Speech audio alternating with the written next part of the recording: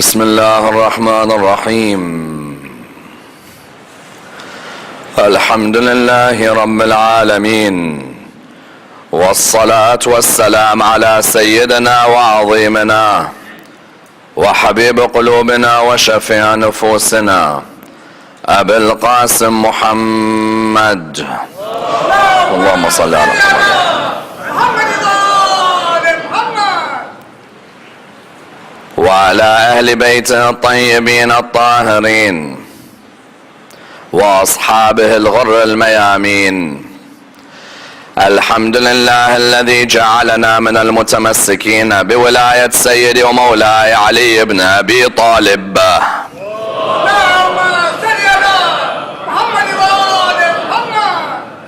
الحمد لله الذي هدانا لهذا وما كنا لنهتدي لولا أن هدانا الله. أما بعد، يقول الله في كتابه الكريم: بسم الله الرحمن الرحيم. يا أيها النبي إذا طلقتم النساء فطلقوهن لعدتهن وأحصوا العدة. The first of our salawat in honor of Rasulullah Muhammad sallallahu alayhi wa alihi wa sallam. Allahumma salli ala Muhammad wa ali Muhammad. The second in honor of Amir al-Mu'mineen Ali ibn Abi Talib.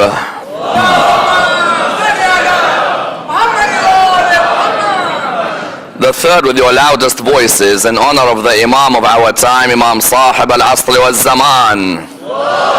Allahumma salli ala Muhammad wa ali Muhammad. Respected scholars, brothers and sisters, Assalamu alaikum wa rahmatullah wa barakatuh. Surah 65 of the Holy Quran is known as Surah Al-Talaq, the Surah of divorce. When Allah subhanahu wa ta'ala names a chapter Talaq, it gives us an understanding of the seriousness of the act of divorce and the seriousness of what surrounds the laws of divorce. Indeed, there are three main surahs which talk about the laws and the act of divorce: Surah Al-Baqarah, Surah Al-Nisa, and of course Surah Talaq. Surah Talaq gives you an understanding of the laws, an understanding of your roles, an understanding of your duties. For as we know, the laws of divorce are not only for the religion of Islam. When you examine all the world religions today, you'll find that each and every one of them has their own laws when it comes to the world of divorce. None of us enter a relationship looking to get divorced. Whenever we enter a relationship, our hope is that that relationship is a relationship which is going to provide us with happiness, provide us with success, provide us with that glory that we seek in our life. Nobody goes towards their marriage day looking to get divorced. Each and every person, when they get married, seeks to have that day in which they're able to find happiness in their life. But without a doubt, one thing that we do realize is that we're going to be tested by Allah subhanahu wa ta'ala in different ways. Some of us may be tested with our wealth. Some of us may be tested with our health. Some of us may be tested with our children.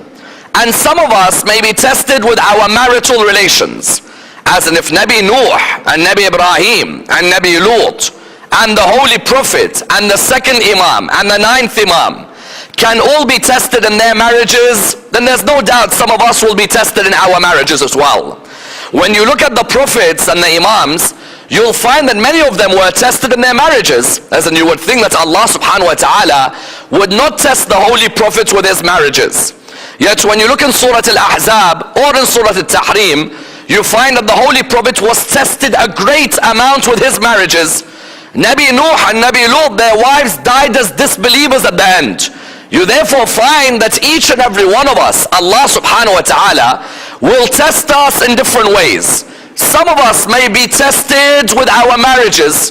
We may be the wealthiest people, the healthiest people, the nicest people.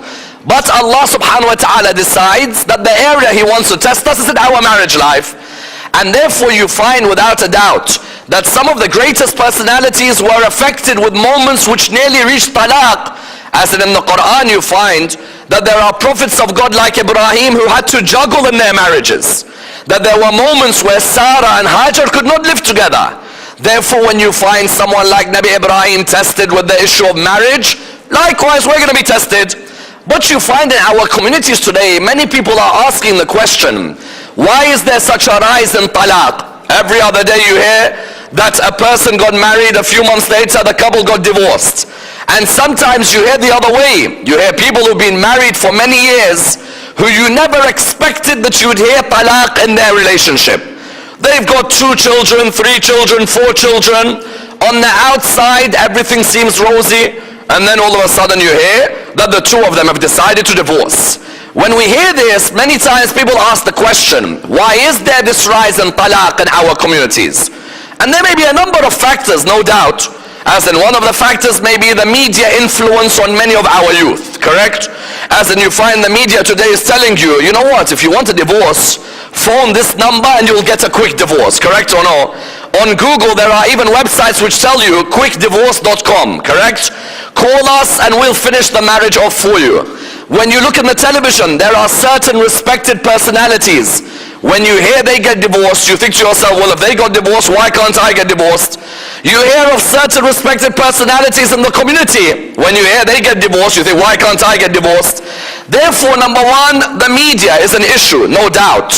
Number two, you find also at the same time, there is a rise in our communities of prenuptial divorces. What do we mean? How many nikahs have you heard of recently where the mother-in-law steps into the Maulana's office? And she comes to me and she says, listen, in the contract, I want my daughter to have the right for divorce. You say to her, what do you mean? She says, well, can she have the right for divorce if we include it before the marriage takes place? We say, yes, she can. Say, very well, that's what I want then for my daughter. I want her to have the right to divorce at any time. When you ask her why, she says, have you heard how many cases there are where there are daughters who cannot get out of marriages because the husband has oppressed them? And they are right, as in there are certain husbands in this world, they make shaitan look like a sensible person, yes? As in there are certain husbands in this world, when you look at them, he will say to the lady, I will not divorce you even if the imam comes and tells me to divorce you, yes? I will make you suffer. The Quran talks of that group of people by calling them the mu'allaqat. Yes, the mu'allaqa. The mu'allaqa is the one who is connected to the marriage because of oppression, not anything else. He is angry that she wants a divorce, so she turns around and says what? That I want to end this. He says, very well, I won't end this, and all the power is in my hands. And Islam doesn't give you any power, which in itself is a myth, by the way, and I'll come to that in a moment. And so what do the mother-in-laws do? They stick it in the daughter's head from the beginning. Listen, I want you to have a prenuptial agreement that you're allowed to divorce him at any time. You find that when that daughter has in her head psychologically, I can divorce him at any time, that means anything that happens, I'll call a divorce, correct or no? Therefore you find, yes, there are cases, no doubt, that you may have an abusive husband, an oppressive husband, and there is no doubt as well that some of our respected leaders have left a lot to be desired when it comes to helping ladies in our communities. They see a lady bruised, black, all over her face, bruised, blue, all over her body. And he says to her, be patient with him. What do you mean be patient? What else does the girl have to take? As in you find that unfortunately, you find in our communities today, there are certain people, their physical abuses of their wives will prolong their day of judgment, no doubt. Who did you see abuse your wife? You saw Rasulullah abuse Khadija or Imam Ali abuse Fatima? When you claim to be a lover of Al Muhammad and you abuse your wife, I beg you, don't say you're a lover of Ahl al-Bayt. Go and join another school. There are other schools for that. A person who abuses their wife has got nothing to do with the message of Rasulullah. Let's make that clear from the beginning of this discussion. A person who takes a girl from another family and abuses her, never call yourself a lover of Al Muhammad. Get out. Don't join the schools. Go somewhere else. Therefore, what you find? You find Allah named a chapter of the Quran talaq, purposely. Do you know how many Muslims, by the way, have not read Surah al-Talaq? If you come to a Muslim today, you say, do you know there's a surah called Talaq? He's like, listen buddy, I just about finished Kawthar, you want me to finish Talaq? There are many Muslims in the world today who haven't even come across the surah, and they come to you, they ask you, so what's the laws of Talaq? Habib, there's a surah in the Quran called Talaq. Why do you need to ask me? There's a whole surah called Talaq. Go read it. As in, it's unbelievable how Allah subhanahu wa ta'ala gave us a book with the best index, yet most of us don't know 5 surahs of that index. A whole surah called Talaq. to allow you to reflect what are the laws of talaq, what are the conditions of talaq, what are the moral benefits but disadvantages of talaq at the same time. You therefore find that the issue of talaq Allah wanted to address. No doubt there are certain hadiths that put you off talaq straight away, correct or no? As that when you hear that the arsh of Allah shakes when there's a divorce, a person automatically thinks, I'm never going to get divorced. Or when you hear the hadith, a woman who asks for a divorce for no reason will never smell Jannah. The woman then thinks to herself, you know what, let him continue to beat me because I've heard that hadith. Or when you hear a hadith, the only halal which is allowed, yes, but is frowned upon and hated by Allah is talaq, then a person thinks that there is no way I can have a talaq. Nor does this lecture want people to be encouraged to perform talaq, yes? Because sometimes a person thinks when they examine Surah Al-Talaq, they examine straight away that the speaker is saying, everyone go and get divorced. Not at all. But what we're trying to understand is what was Islam's worldview on talaq. Did Islam want us to find divorce normal? Did Islam want us to attack divorce and never come near it? Or was there a middle ground Islam sought to have a balance in? Let me examine this in the following stages. What's the difference between Judaism, Christianity and Islam on divorce? And why is the Catholic Church until today very strict against divorce? Number two, what was Islam's opinion on divorce? And did Rasulullah marry any ladies who were divorcees? And what lesson does that give us in our communities today? Number three, why are there divorces taking place? And what are some of the issues that need reform? Number four, if I come to my wife and say to her, taliq, taliq, taliq, does that count as a divorce? And why is the school of Ahlul Bayt so strict on the two witnesses in talaq? Number five, can a woman ask for talaq? And what is the concept of the khul'a divorce and the mubarat divorce and the hakim shara' divorce which allows the woman the right for talaq? Number six, did the Holy Prophet ever get a message from Allah to divorce his two wives? Which two wives? And what had they done to him? And number seven, how did Khadija act as a role model to every wife on the 10th of Muharram? In the way that that wife and husband relationship could be the best of relationships. Let me examine this and dissect this topic in complete depth. When a person comes to studying any law in Islam, there is a need to compare our opinion with other religions. Someone asks why. The reason is we live in a cosmopolitan world. When we live in a cosmopolitan world, there are two types of Muslims. There's the one, the only people he ever sees or she ever sees are people from their community. Those people live in a cuckoo land, yes? If you ask him, who's your friends? It's all his friends or all her friends are only followers of Ahlul Bayt. You say to them, don't you have any friends from other communities, any acquaintances? No. Have you been to meet other people in dialogue? No. The Quran didn't want Muslims to be rigid, narrow-minded people. The Quran wanted Muslims to be people who explore, people who read, people who analyze, people who engage in dialogue with other religions. When I come to an issue in the Western world today, much of the West believes that Islam is oppressive to women, correct or no? As in how many times do you read newspaper articles which say, Islam is barbaric against women, Islam oppresses women. When I realize that the world is saying Islam is against women, I need to show that actually when you read the laws of Islam, you'll see that we gave more rights to women than many other religions. Someone says how? Look at Judaism and Christianity on the area of talaq and compare it to Islam. Christianity is arguably the strictest religion when it comes to divorce, and especially the Catholic Church, correct or no? As in anyone who knows the Catholic Church, there is two areas they are never changing in, and you are lucky if the change occurs. One of them is contraceptives, yes? Today in Africa, how many people do you have who have AIDS? Why?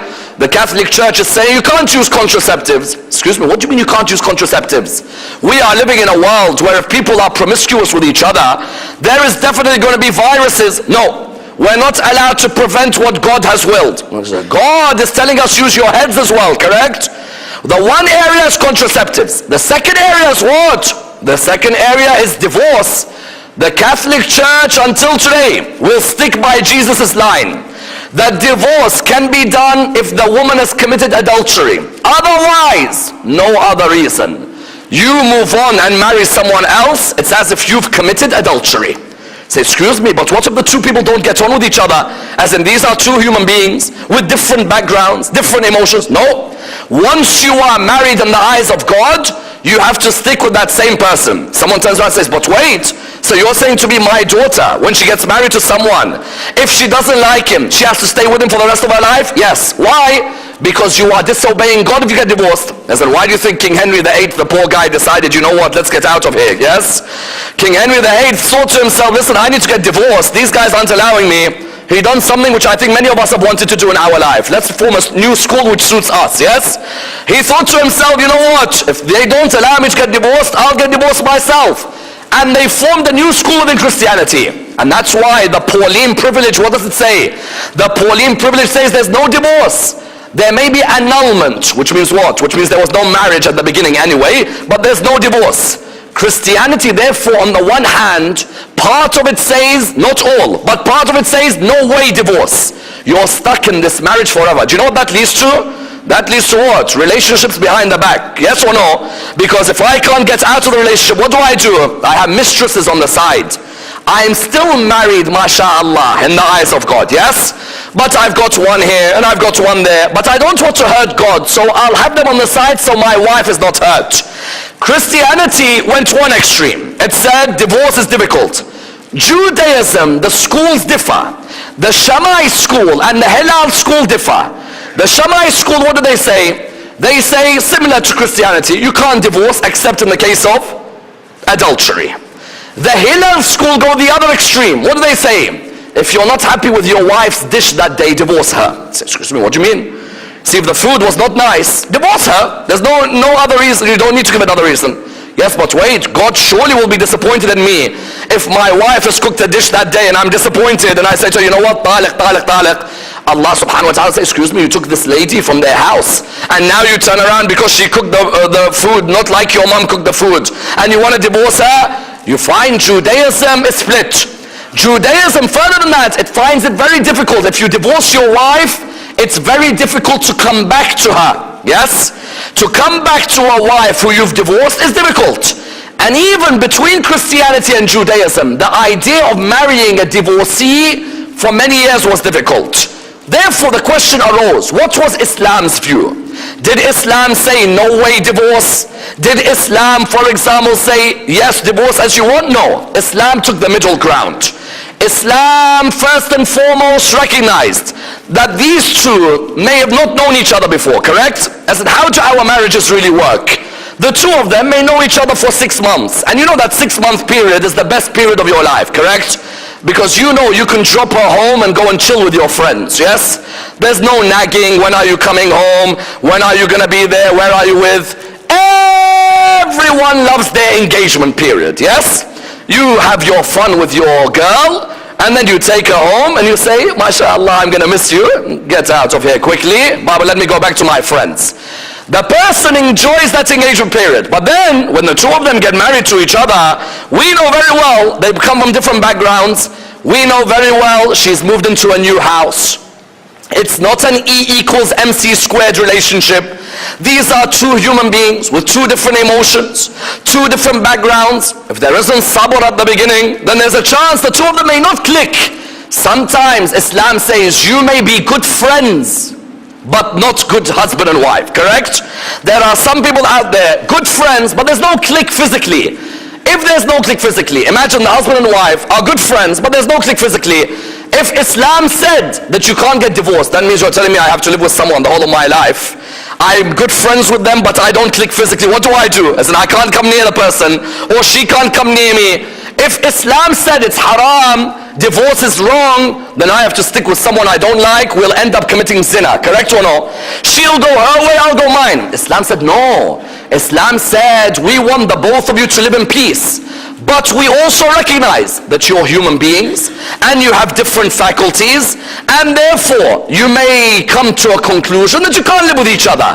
Islam therefore took the middle ground, that divorce is something which is allowed. But Islam reminded its followers, what? That the one act which shakes the arsh is divorce. Why? Because Islam wanted to remind its followers, divorce, number one, can have a domino effect on the community. When you two divorce, it's not just two who are divorcing. The families then are sensitive with each other. The community then has to break up friendships because my cousin divorced his niece. So Islam said, try and reflect your community makeup. And you know how much Islam concentrates on the community. Number one, your community makeup, it might be destroyed. Number two, at the same time, if you have children, those children grow up without a father figure in their life, or those children grow up in a single parent home, that child grows up without the discipline they may need. The father moves on to a new life. That's why be careful when you get married. Don't just divorce while there's children running around. Today you have people, 2 kids, 3 kids, and they find it normal. They turn around and they say what? They turn around and they say that, why shouldn't I get divorced? You reply back to them by saying, but Baba, if you get divorced, what's going to happen? You're going to leave this child to grow up. There's no father figure in their life. That child doesn't have that social stability. That child doesn't have that role model at home. It's not that easy just to say, okay, us two don't get on. How about the children? Sometimes a sacrifice may need to be made for the sake of the children. Therefore, Islam said divorce is allowed. But try and reflect on the permanent effects of divorce. Correct or no? Try and reflect that that divorce that is taking place, that may damage the very fabric of the society within which you live. But did Rasulullah want to put a stigma on those who are divorcees? No. You see in our communities today, if someone's a divorcee, no one goes to approach them for marriage. You find people turning around and saying, that girl's a divorcee. Okay, she's a divorcee. What's she done wrong? What's she done wrong? Oh, do you know what I heard? Don't give me what I heard. In a divorce, both are the problem, not one. We love to hear one side of the story. It's our nature. Gossip. Oh, I can't wait for another divorce. Let's hear what happened, correct? We love to hear one side. Mark my words. In a divorce, yes, unless you're a prophet of Allah or a ma'soom, there's 2 sides to every story, correct or no? Don't put the blame on everyone. They turn around and say, well, that girl's a divorcee. That girl may be a divorcee. Number one, she may have done nothing wrong. Number two, even if she did do something wrong, how do you know she hasn't done tawbah and changed? How do you know she didn't do istighfar? As if you're an angel flying in the earth and everybody else is a devil, yes? MashaAllah. Some of them, he's an angel walking around and he's saying, you know what, she's a bad girl. And have you seen yourself in the mirror or no? Look at yourself, then you'll see what a bad person is. Rasulullah purposely married an ex-divorcee. Purposely. Why? Because the Arabs used to say marrying a divorcee is embarrassing. Stay away from a divorcee. His cousin Zainab was married to his stepson Zayd. Rasulullah had adopted a young boy by the name of Zayd. Many times people ask me, adoption in Islam, is it allowed or no? Of course it's allowed. Rasulullah adopted. I have a majlis on this from 5 years ago, adoption in Islam. Rasulullah adopted Zayd. When he adopted Zayd, Zayd married who? His cousin Zainab. Now you know very well, Zainab was from the aristocracy. Zayd was a servant. Rasulullah wanted to break the idea that, you know what, there is an aristocracy and there are people who are low. Everyone is the same in the eyes of Allah. But the 2 of them couldn't get on. And Rasulullah could not force them to get on, yes? I can't force my daughter to love the person. I can't force my cousin to stay in a marriage. So when they got divorced, who married her? Rasulullah married Zainab. The Arabs at the time, to marry a divorcee or to marry the ex-wife of your adopted son was seen as a cultural taboo. You see, other than Bibi Khadija, every other marriage of Rasulullah was for a political or legal reason. Bibi Khadija is the only marriage Rasulullah married because of his love for her. The rest of them are either political or legal. This one wanted to introduce a law. What's the law? The law that this one wanted to introduce was that a divorcee should not be a taboo in your community. If a girl gets divorced at 20, are you serious that she has to wait till 37, 38 until someone marries her? Are you serious that a girl who's 25 gets divorced and the whole community says, you know what, don't approach her. Why? She's divorced. But what's she done haram? Has she left Ahlul Bayt? Has she left the love of the Ma'soomeen? Has she dishonored her parents? No. Maybe her and the person, they didn't get on. He was from one country, she was from another. The cultures were different. He was from one country, she was from another. He was homesick or she was homesick. It can happen. Rasulullah therefore married an ex-divorcee. And you know what's good about Muslims? Muslims are very funny. The parts of Rasulullah they want to take, they take. The others they reject. Correct or no? We love the areas that suit us. Rasulullah, if there's something in his life that suits us, we follow.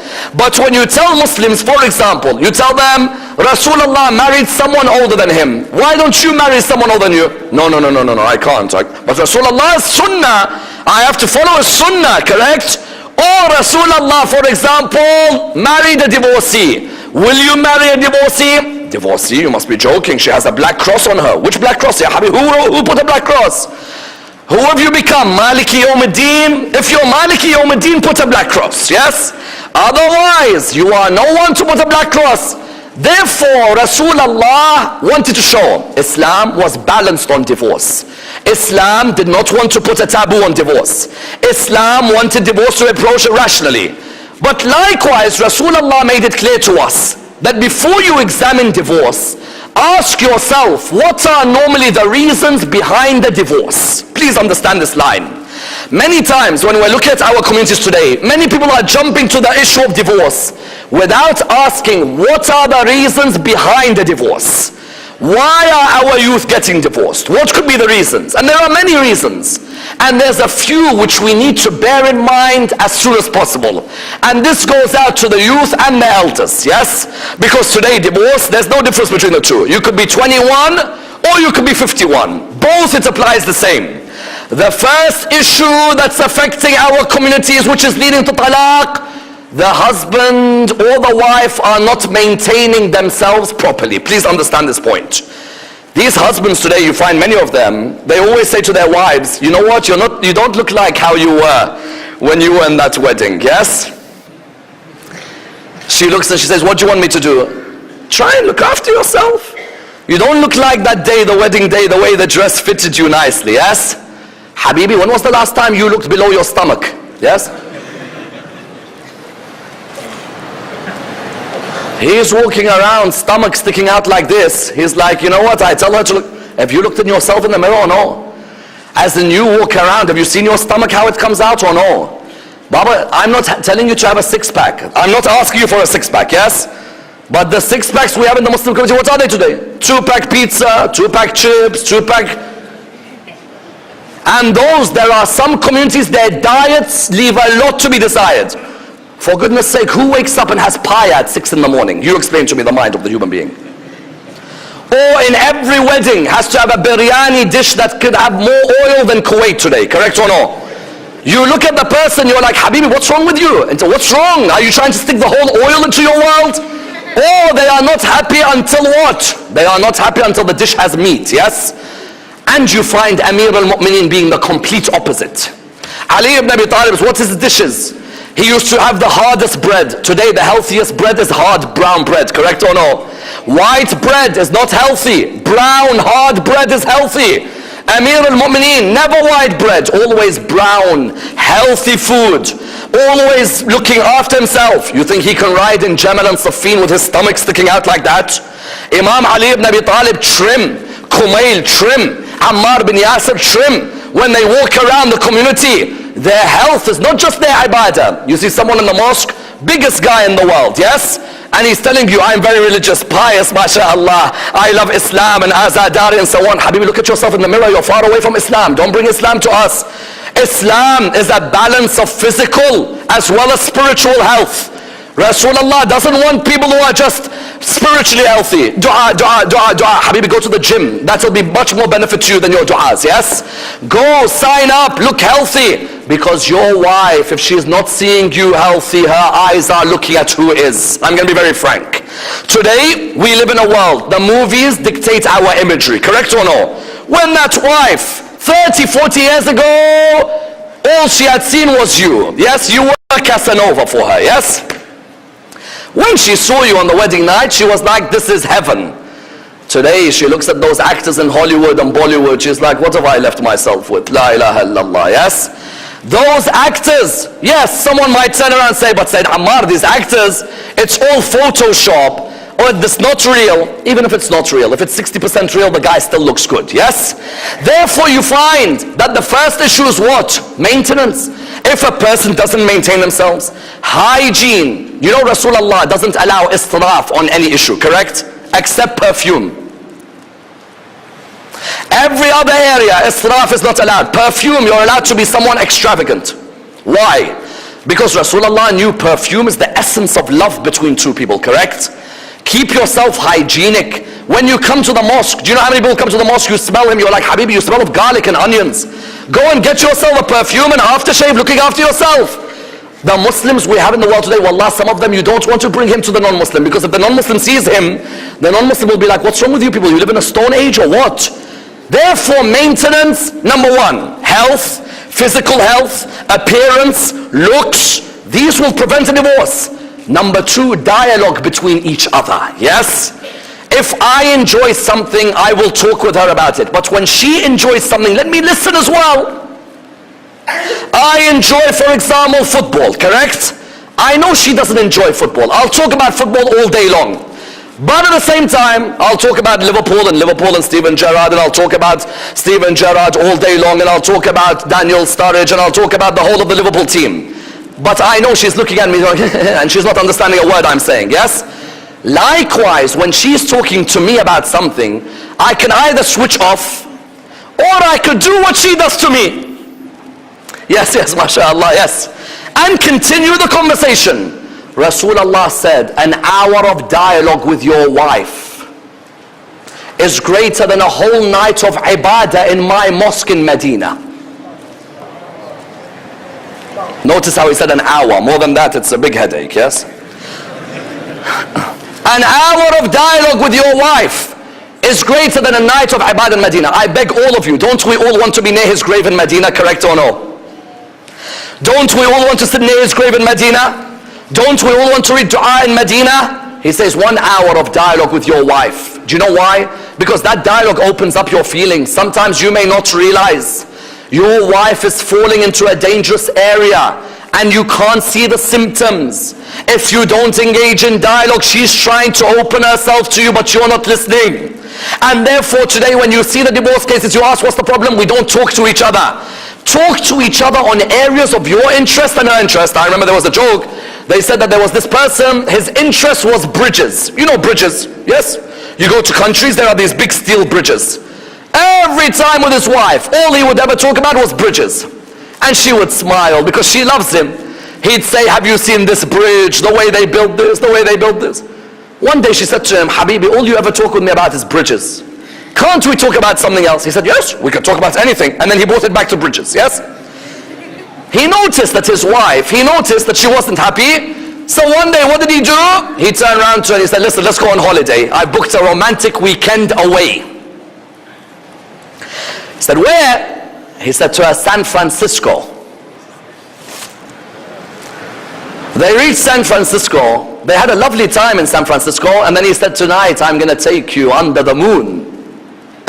Tonight I'm going to take you out. They went out. They reached the San Francisco Bridge. And standing there, she's standing there, and he says, look up. And she looks up, and he looks up, and she looks up, and he looks up. He says, do you see how beautiful that is? And she said, I've never been so romantic in my life. I could see the moon shining. He says, do you see how beautiful that is? And she says, yes, I do. He said, I wonder how much work took the construction of this bridge. She's thinking, he's talking about the moon, he's talking about the bridge. And that's what happens when there's no dialogue. Then what does it lead to? It leads eventually to that divorce. Number 3, what's the third issue? Make sure they know that when their parents started in marriage, they don't have what they have today. Likewise, when you start, don't start straight away wanting to keep up with the Joneses. There are too many who want bright lights from day one. Ask your dad and mom, did they have bright lights on day one? There has to be that sense of patience. And that's why you find when you come to that area, you find that our school and other schools in Islam differ when it comes to divorce. You see, there's some schools in Islam, what do they say? They say if a husband looks at his wife and he says to his wife, "Taliq, taliq, taliq," because they've had a fight, that's a divorce automatically. Me and my wife have a fight, yes? If I say to her, divorce, divorce, divorce, is that counted as divorce? Someone might turn around and say, that's impossible. Other schools outside of the school of Ahlul Bayt believe, on the basis of Umar ibn al-Khattab's opinion, that if a person says to his wife, "Taliq, taliq, taliq," you are divorced, you are divorced, you are divorced, that's it, marriage over. No Maulana, no witnesses, no nothing. And do you know what happened? Do you know in Saudi Arabia and Emirates, in Dubai, they've had people get divorced from the announcement from the shopping center. In the newspaper, there was a person who got divorced. Which announcement? You know what the announcement was? He was unhappy with his wife. They had a fight with each other. So the announcement was made. He said, excuse me, taliq, taliq, taliq. Announcement in the mall. Taliq, taliq, taliq. You are now divorced. That's it. She can't do anything about it. And that would affect Sunni fiqh for many years. That many of the ulama of Ahlul Sunnah had to grapple with this issue. And that's why when the Sultan divorced his wife with the three-pronged divorce, Allam al-Hilli had to resolve the issue for him. Sultan, in the time of Allam al-Hilli, had a fight with his wife. You know, you have that spat. When he had the fight with his wife, he had that fight and he said, "Taliq, taliq, taliq." The next night, he missed his wife, yes? He missed his wife. So he thought to himself, how can I get my wife back? Some ulama told him, according to the fiqh of Ahlul Sunnah, she has to marry someone else, consummate, divorce, then come back. He said, so you're saying I can't go back to her? No. You must be joking. I love my wife. No, you can't go back. He said, is there any school I can go to that can help me get back to my wife? They said to him, there's one school, the Rafidah. And what an honor it is to be called a Rafidi. The Rafidi means the rejecter. We weren't called Shia for years. We were called Rafidis. ISIS today, when they put the letter Ra on houses in Iraq, that means Shia in there. They don't call us Shia, they call us Rawafid. What an honor it is to be called a Rafidi. My rejection remains rejection till today. And you know who I reject. Tabarra runs in the blood. So he said, is there any school? He said, yes. Which school? He said, the Rafidis. He's like, listen, I don't care what their name is. Bring that Maulana. I want my wife back. Allam al-Hilli came. When Allam al-Hilli came, took his shoes off, carried them with him. Normally people leave their shoes outside. Carried the shoes with him. And he came towards the Sultan. When he came, everyone was bowing. Allam al-Hilli just said, Salaam alaikum. He said, excuse me. Why didn't you bow when you said salam to me? He said, we in the school of Ahlul Bayt don't bow to anyone but Allah. He said, why have you brought your shoes in with you? Why don't you leave your shoes outside? He said, I would have left my shoes outside, but in the time of Rasulullah, the Hanafi stole his shoes. The alim who was sitting next to the Sultan said, look how stupid these Shia are. Look how stupid the Rafidah. There's no Hanafis in the time of Rasulullah. They came 100 years after Rasulullah. Allam al-Hilli said, sorry. Malikis, they stole Rasulullah's shoes. Another of them said, look how stupid they are. There were no Malikis in the time of Rasulullah. They came 150, 200 years later. Allam al-Hilli said, sorry. Shafi'is, they stole Rasulullah's shoes. Allam al-Hilli, they said, look how stupid, came a couple of 100 years later. He said, now I remember, the Hanbalis stole his shoes. He said, look how stupid they are. The Hanbalis came a few hundred years later. Allam al-Hilli looked at the Sultan, he said, if all those schools came after Rasulullah, then which school was there with Rasulullah? Wow.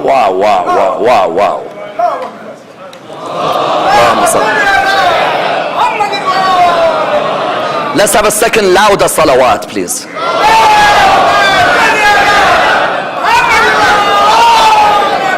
A third with even louder voices.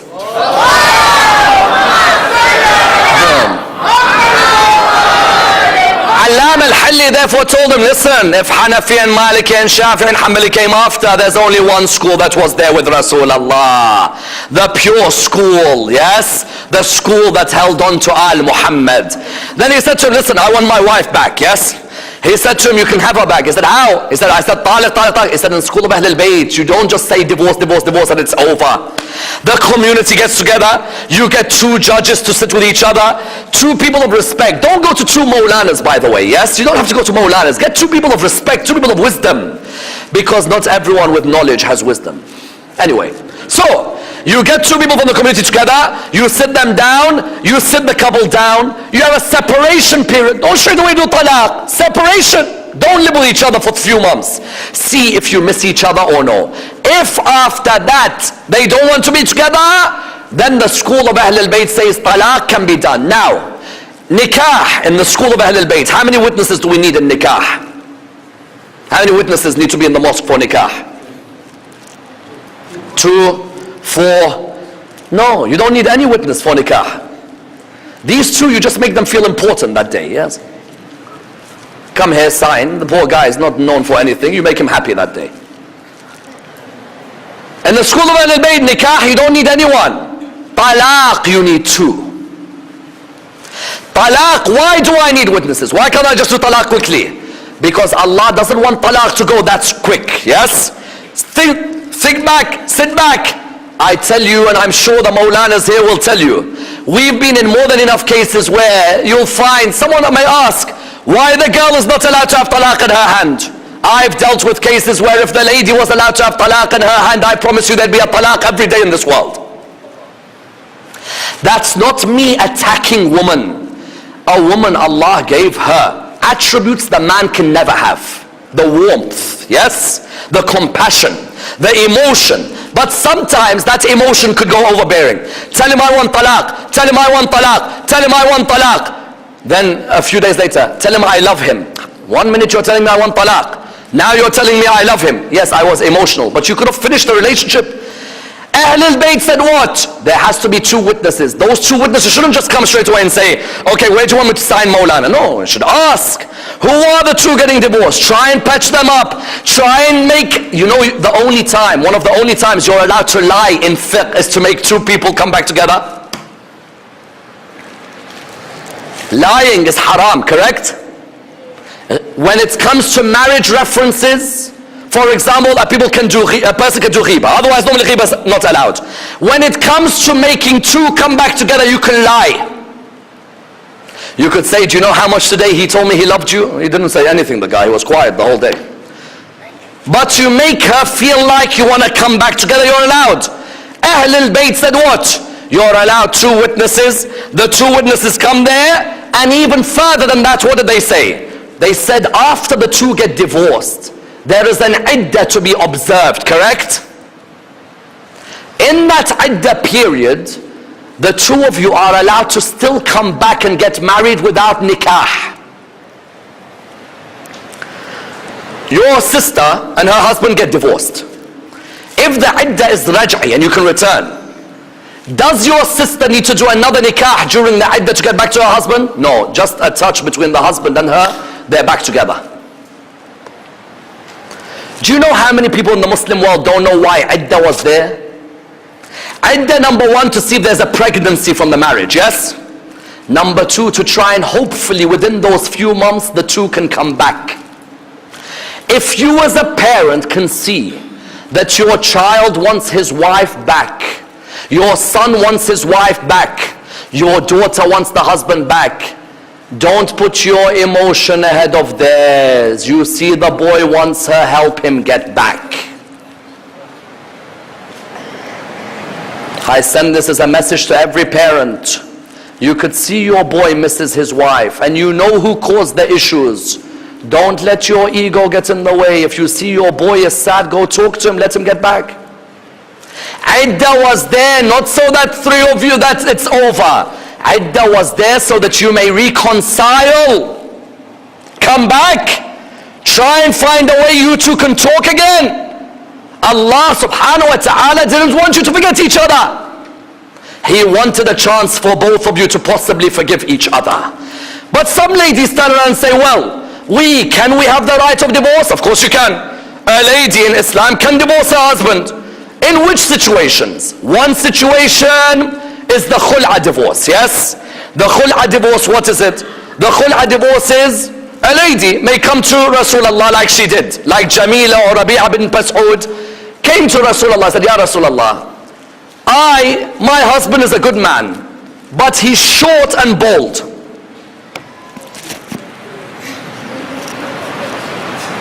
I don't have any attraction to him. Can I divorce him? Rasulullah said, are you willing to give back the garden that he gave you? She said yes. He said, very well. Because she said, I can't fulfill my Islamic duties to him. There's no physical attraction. She was allowed the khul'a divorce. Khul'a means what? The woman asks for the divorce, but she has to give mahar back and expenses possibly above mahar. Then there's the second type of divorce. What is it? The mubarat divorce. The mubarat divorce, what is it? When the woman asks for the divorce, her and the husband reach a stage of aversion to each other. They don't want to be around each other. And she says that I'm willing to give my mahar back. Khul'a will be mahar and more, because the husband may demand more. And the mubarat, no, you may say, for example, according to different ulama, the mahar will be given back. Then there's a third, which is what? What if my husband is being a devil in this relationship? He hits me and beats me and hits me and beats me. We take it to Maulana, he says, Maulana, I love her. He gets back home and he says to her, you see, Maulana, number one, sees that I love you. Number two, my family has. And your family doesn't. And we have him in our pocket. You can't win. She can't win in this world, you're right. Qiyamah, she'll win. Oh, you be a dictator in this world, don't worry. This world was made for you to be a dictator. Keep being a dictator. There's a qiyamah, you'll be shown like this. The ulama realized there are many husbands, when they are hurting their wives, not giving talaq. Is it fair that that lady, the husband 5, 6, 7, 8 years is away, doesn't maintain her, she keeps going to a different Maulana, one after the other Maulana says, sorry, I can't. Maulana, but that man is not looking after my rights. I can't. It's his duty, his rights. He's the one who can give talaq. Until ulama like Sayyid al-Sistani, may Allah lengthen his life, and others came and said, listen, if the husband's not giving the divorce and he's not maintaining the wife, and there's no way of even changing him, if the local Maulana is not giving you, come to the representative of the marja, he will allow the hakim al-shara' to give talaq for you. In the past, no one was informed of this, and therefore many wives lived under dhulm. Daughters lived under dhulm. And instead of the fathers, you know there are fathers out there, you know they say, doesn't matter if he hits you, I just don't want there to be a divorce, because what will the people say about us? Your daughter is being beaten and you're concerned about the people?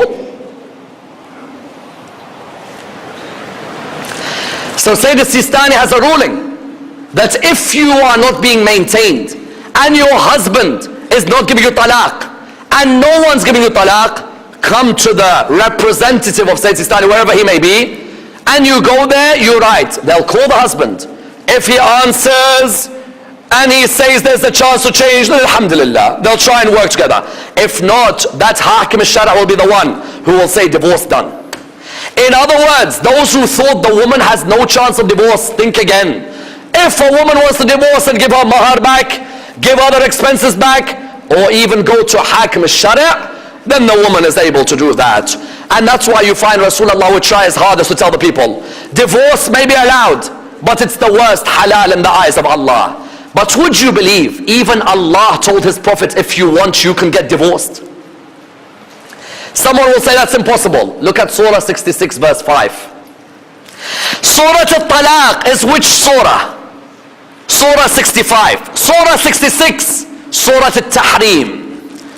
Aisha and Hafsa caused so much trouble to Rasulullah that Allah said to him, divorce them. If I say that, people will say, how dare you say that? Aisha is al-Mu'mineen. I didn't deny. Aisha is al-Mu'mineen, correct? Al-Mu'mineen means what? In fiqh, she cannot marry anyone after Rasulullah because she is to the believers like their mom. Secondly, you're right, she is al-Mu'mineen. But whatever titles you give in hadith, I look at Quran. Quran, Surah 66 verse 3. The Prophet told his wife a secret. She went and told her friend. The Prophet told her, why did you tell your friend? She said to him, who told you? Wait. وَإِذَا سَرَّ النَّبِيُّ إِلَى بَعْضِ أَزْوَاجِهِ حَدِيثًا فَلَمَّا نَبَّأَتْ بِهِ وَأَظْهَرَهُ اللَّهُ عَلَيْهِ عَرَّفَ بَعْضَهُ وَأَعْرَضَ عَنْ بَعْضٍ فَلَمَّا نَبَّأَ بِهِ قَالَتْ مَنْ أَنْبَأَكَ هَذَا? Who told you I went to tell the secret to my best friend? When you tell the Prophet Muhammad who told you, you are questioning the nubuwwah of the Prophet. And what do you call someone who questions the nubuwwah of the Prophet? I won't say, it's better for the human mind to know. She said to him, Hafsa, you know what, this is recorded in Bukhari by the way. Rasulullah told Hafsa a secret, daughter of Umar ibn al-Khattab. She went and told Aisha, daughter of Abu Bakr. If I am lying about what I'm saying, and I know this video is on television, and I know this lecture is on YouTube, if I am lying about what I'm saying, about Aisha and Hafsa, may I be perished. Everyone listening to this video, go and research the two women who Allah revealed ayahs about their behavior. As the poet says, if one disrespects Muhammad within the Quran, it's no surprise that she fights the son-in-law of Muhammad. She went and told Aisha, Rasulullah told Hafsa, why did you tell your friend? She said, who told you? He said, Nabba'ani al-Alim al-Khabir. Allah the Almighty has informed me.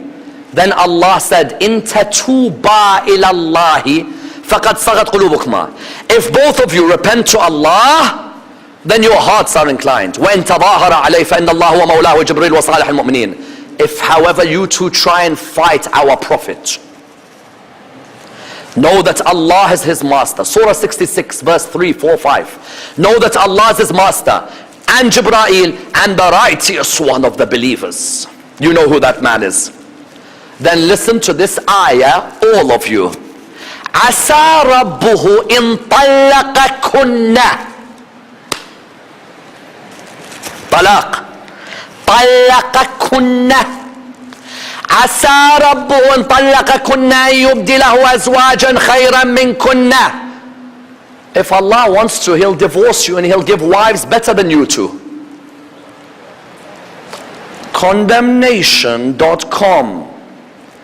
عسى ربه إن طلقكن أن يبدله أزواجا خيرا منكن مسلمات مؤمنات قانتات تائبات عابدات سائحات ثيبات أبكارا. He'll give Muslim wives to Muhammad. No, he'll give mu'min wives to Muhammad. No, he'll give pure wives to Muhammad. No, he'll give virgin wives to Muhammad. No, he'll give submissive wives, which means everything you are is the opposite of these. 5 ayahs later, Allah says, verily we give the example of Nuh and Lut. They were both married to women who died as kuffar and who are burning in hell. When someone comes and tells me, you can never chat about the wife of a prophet because she is his wife, I turn around and say, my Lord himself said Nuh and Lut's wife in the same surah are in hell. And Allah does nothing by coincidence. Rasulullah, why didn't he divorce them then? Because Rasulullah knows, if I divorce, then my whole ummah will find it easy to divorce.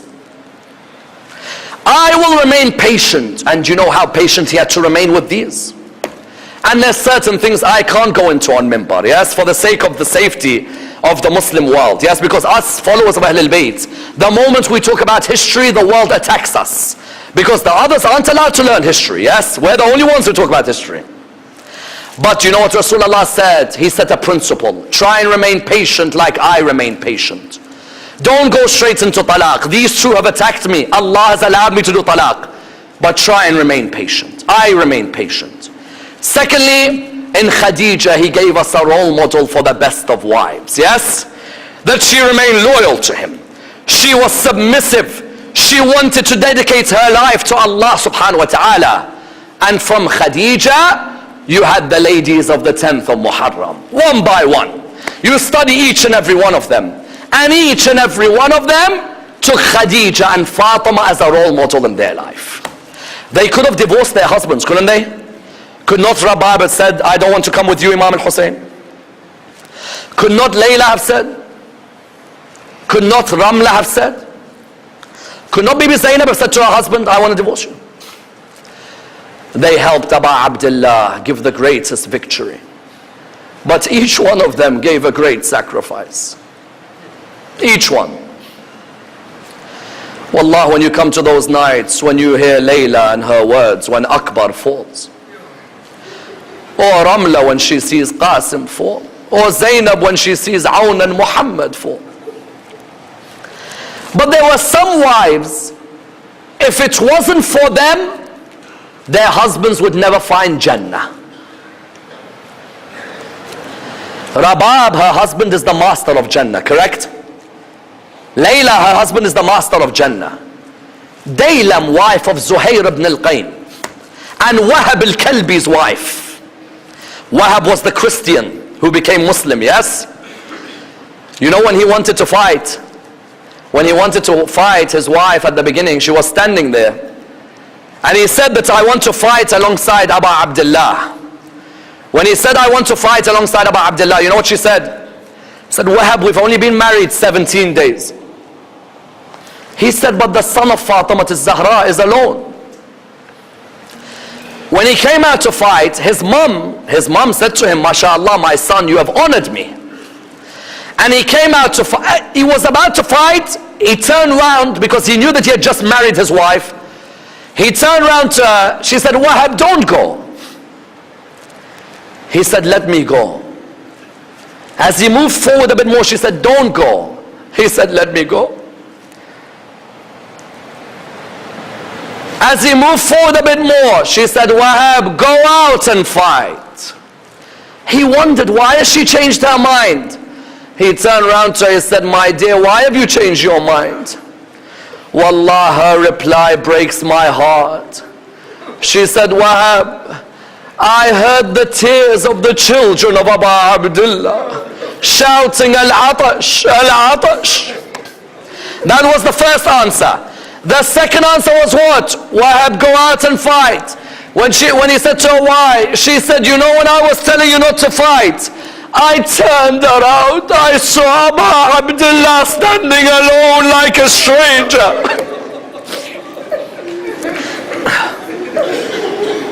May Allah bless your tears. I couldn't take seeing Imam al-Hussein alone like that. That was one wife. She pushed her husband. But I tell you, Daylam, wife of Zuhair ibn al-Qayn, that lady pushed Zuhair to become one of the greatest companions. Because you know, there's some historical opinions that say Zuhair was not meant to be with Imam al-Hussein alayhi salam. Then Abu Abdullah called Zuhair. Zuhair had wanted to avoid Abu Abdullah, some historians mention. So they called Zuhair. And then Zuhair was walking around his tent. He had gone to meet Abu Abdullah. Then he came back. And then his wife looked at him. She said, Zuhair, what's wrong with you? You look confused. He said to her, Hussein, son of Ali, calls me. She said to him, Zuhair, Abu Abdullah calls you and you stay here next to me. The son of Fatima al-Zahra is alone, you stay next to me. This affected him. And I tell you, on the 10th of Muharram, Zuhair ibn al-Qayn put up a fight. Some historians say no one fought like Zuhair ibn al-Qayn on the 10th of Muharram.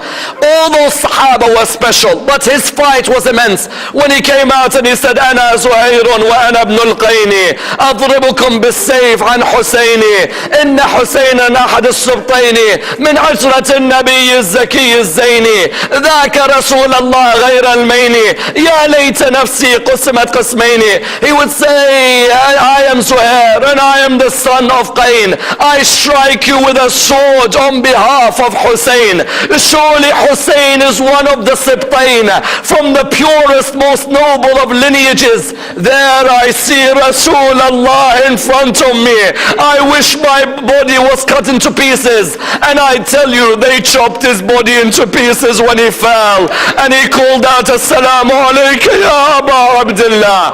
And you found Ammar Abdullah, when he came out, he said something he never said about any other companion. He said, Ya Allah, raise the killers of Zuhair as pigs on the day of judgment, yes?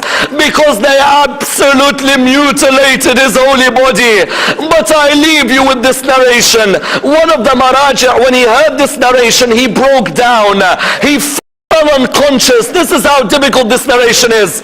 On the night of the 11th of Muharram, some of the ladies, they were missing their husbands. Some of them were missing their brothers. Some of them were missing their fathers. So they were all together in the tents. Daylam, the wife of Zuhair ibn al-Qayn, she remembered Zuhair. She began to cry, yes? So you know what she did? She called her servant. She said to her servant, oh, my servant, come next to me. The servant came. She gave the servant a piece of cloth.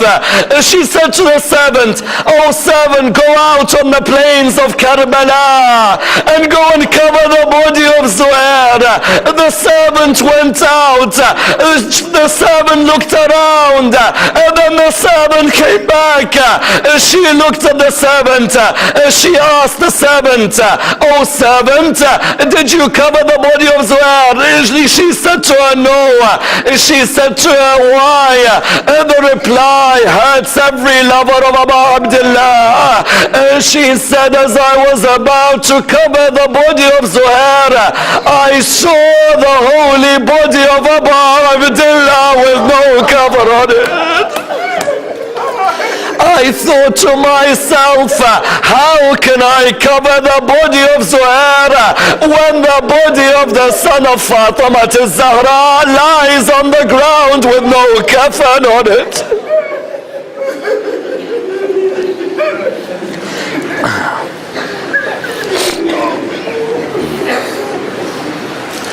Inna lillahi wa inna ilayhi raji'un.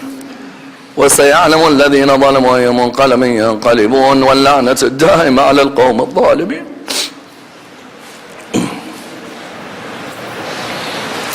We pray to Allah subhanahu wa ta'ala to build strength in the marriages of our communities. Ya Allah, keep divorce away from our communities. Allow us to live in peace and prosperity with one another. Ya Allah, shower us with the grace which you showered on Rasulullah and Sayyidah Khadija alayhi salam. Ya Allah, shower our youth with the grace you poured on Imam Amir al-Mu'mineen Fatima al-Zahra alayhi salam. We pray to Allah subhanahu wa ta'ala with Surah al-Fatiha, but before it the loudest of your salawat.